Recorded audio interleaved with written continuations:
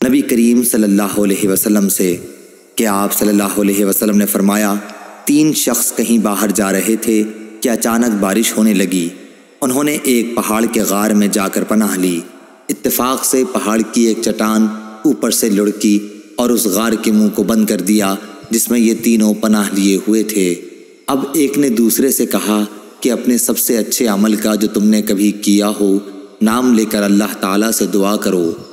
اس پر ان میں سے ایک نے یہ دعا کی، اے اللہ، میرے ماں باپ بہت ہی بوڑھے تھے، میں باہر لے جا کر اپنے مویشی چراتا تھا، پھر جب شام کو واپس آتا تو ان کا دودھ نکالتا اور برتن میں پہلے اپنے والدین کو پیش کرتا، جب میرے والدین پی چکتے تو پھر بچوں کو اور اپنی بیوی کو پلاتا۔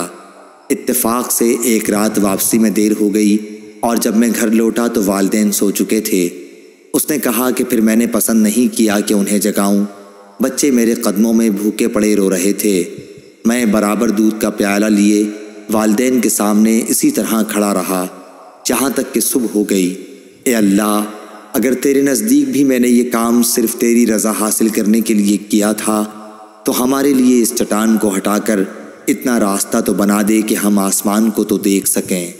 حضرت صلی اللہ علیہ وسلم نے فرمایا، چنانچہ وہ پتھر کچھ ہٹ گیا۔ دوسرے شخص نے دعا کی، اے اللہ، تو خوب جانتا ہے کہ مجھے اپنے چچا کی ایک لڑکی سے اتنی زیادہ محبت تھی جتنی ایک مرد کو کسی عورت سے ہو سکتی ہے۔ اس لڑکی نے کہا، تم مجھ سے اپنی خواہش اس وقت تک پوری نہیں کر سکتے جب تک مجھے 100 اشرفی نہ دے دو۔ میں نے ان کے حاصل کرنے کی کوشش کی اور آخر اتنی اشرفی جمع کر لی۔ پھر جب میں اس کی دونوں رانوں کے درمیان بیٹھا تو وہ بولی، اللہ سے ڈر اور مہر کو ناجائز طریقے پر نہ توڑ۔ اس پر میں کھڑا ہو گیا اور میں نے اسے چھوڑ دیا۔ اب اگر تیرے نزدیک بھی میں نے یہ عمل تیری ہی رضا کے لیے کیا تھا تو ہمارے لیے نکلنے کا راستہ بنا دے۔